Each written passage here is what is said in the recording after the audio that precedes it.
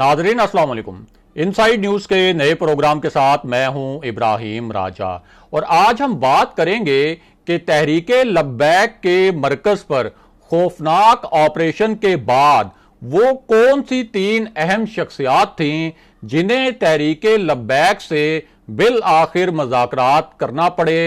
रात के अंधेरे में कौन किससे मिलता रहा और किन तीन अहम नुकात पर बातचीत होती रही, लेकिन इनमें से कौन सा एक नुक्ता था जिस पर डेडलॉक पैदा हो गया और वो जो तीन शख्सियात थीं वो तहरीके लब्बैक की क़यादत को इस एक नुक्ते पर मनाने की कोशिश करती रहीं, लेकिन तहरीके लब्बैक ने ये जो वाहिद नुक्ता था इसको मानने से साफ इनकार कर दिया। इसके साथ साथ आपको ये भी बताएंगे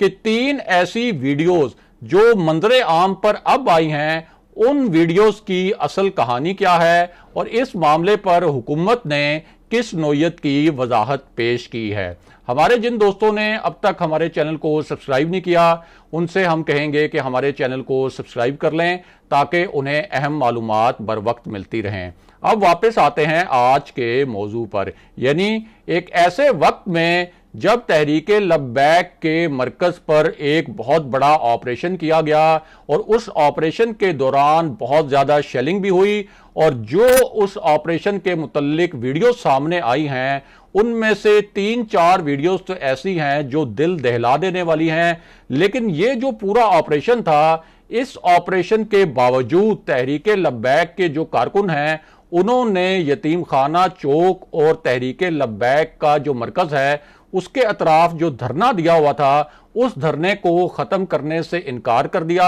और जब हुकूमत को ये एहसास हुआ कि ये ऑपरेशन तो बड़ा ही गलत सिमत में चला गया और इससे एक तो हुकूमत की सुबकी भी हो गई, हुकूमत के खिलाफ एक सेंटीमेंट भी बन गया, हुकूमत मुखालिफ जज्बात भी बन गए, तो उस वक्त हुकूमत ने एक ये प्लान किया कि वो रात के अंधेरे में तहरीके लब्बैक की क़यादत के पास जाएगी और उनके साथ तहरीके लब्बैक के जो मुतालबात हैं उन पर बात हो गई। और इस पूरे सिलसिले में तीन अहम शख्सियात का इंतखाब किया गया और इन तीन शख्सियात ने पहले आपस में मीटिंग की और तय ये किया गया कि ये पूरा मुज़ाकरात का अमल जो है जो आधी रात को होना है इसको खुफिया रखा जाएगा। ये तीन शख्सियात कौन थीं और किस नोयत के मुतालबात पर बात हुई उसकी तफसील भी आपको बताते हैं। तो मामला ये है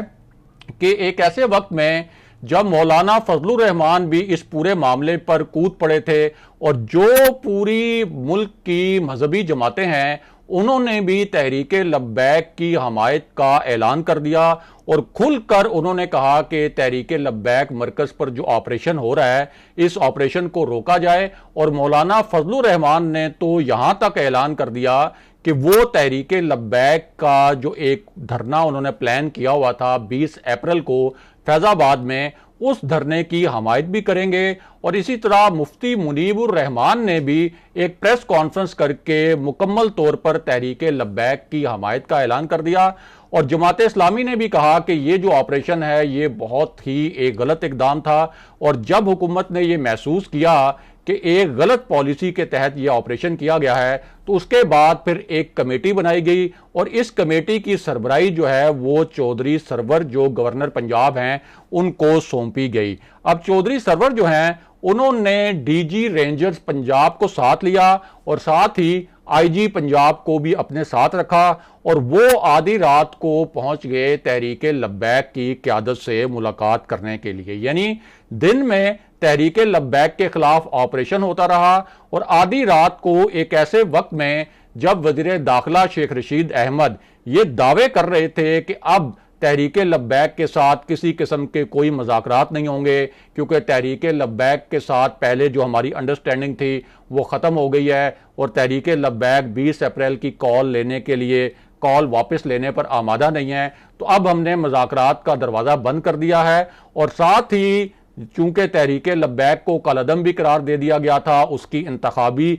और सियासी हैसियत ख़त्म करवाने के लिए इलेक्शन कमीशन और सुप्रीम कोर्ट में ड्राफ्ट जो जमा करवाने थे वो ड्राफ्ट भी तैयार करवा लिए गए थे। लेकिन फिर हुकूमत को चारों नाचार जब एक ऐसी सूरत हाल में कि जब सियासी मजहबी और जो ताजर तंजीमें हैं वो भी तहरीक लब्बैक के साथ खड़ी हो गई और असल में आप ये कह सकते हैं कि उस ऑपरेशन के खिलाफ खड़ी हो गई जो कि तहरीक लब्बैक के मरकज पर किया गया। तो उसके बाद इन 3 शख्सियात ने, यानी गवर्नर पंजाब ने,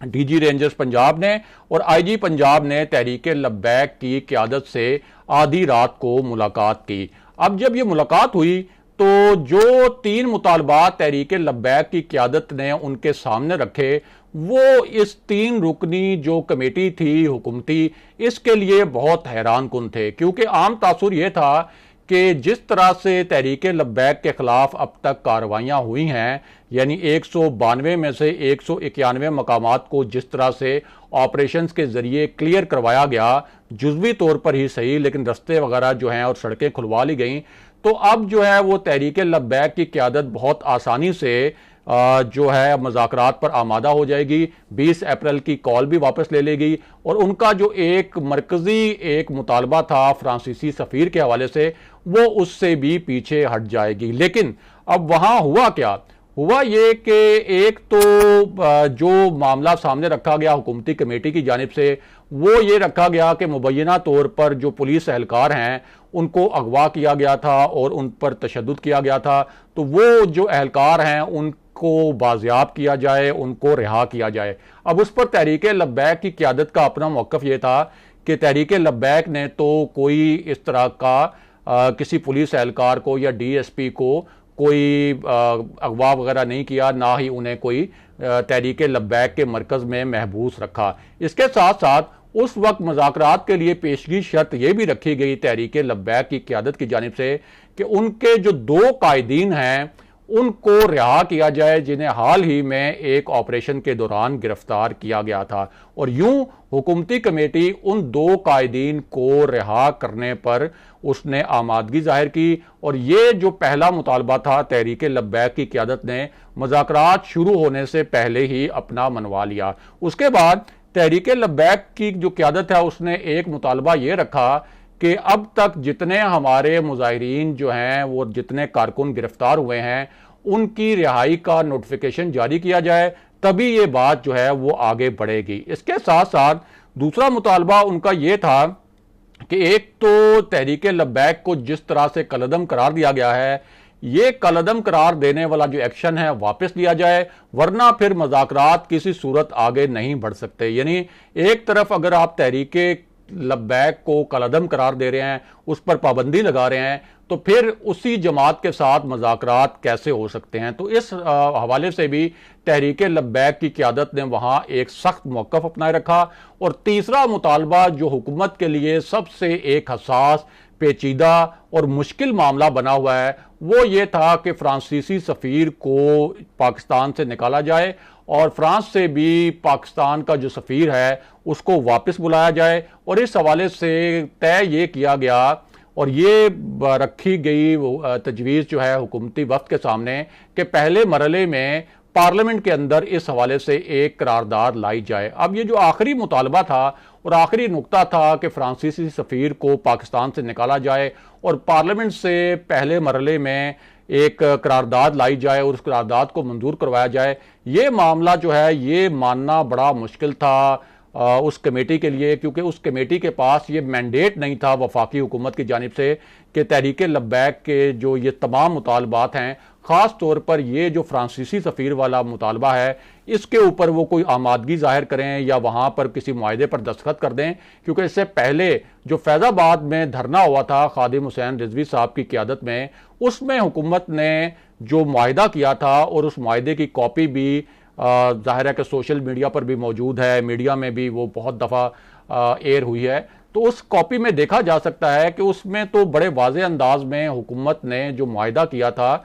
और जिस पर वज़ीर मजहबी अमूर और उस वक्त के वज़ीर दाखिला एजाज शाह के दस्तखत भी मौजूद हैं, उसमें तो ये लिखा हुआ था कि फ्रांसीसी सफ़ीर को पाकिस्तान से निकालने के लिए पार्लियामेंट के ज़रिए इक़दामात किए जाएंगे। लेकिन इस मरतबा चूंकि पिछले मुआहदे पर अमल दरामद नहीं हुआ और हुकूमत के लिए एक नाखुशगवार सूरत हाल पैदा हुई, तो इस वजह से इस कमेटी के पास वो मैंडेट नहीं था कि इस किस्म का कोई मुआहदा करें। लेकिन ये जो मुज़ाकरात हैं ये कुछ 3 घंटे चलते रहे, लेकिन ये जो आखिरी नुक्ता था इस पर बात फंसी रही और उसके बाद एक और दौर हुआ मुज़ाकरात का जो आज दिन में हुआ। और उस मुज़ाकराती दौर में भी तमाम मुतालबात जो हैं और तमाम तजावीज़ तहरीक लब्बैक की क़यादत जो है वो मानने पर तैयार हो गई, सिवाय एक जो मामला उनका एक कलीदी मामला है जिसके ऊपर उन्होंने पहले भी धरने की कॉल दी थी कि वो 20 अप्रैल से धरना देंगे। उस मामले पर उन्होंने उसको तस्लीम नहीं किया। और इसके साथ साथ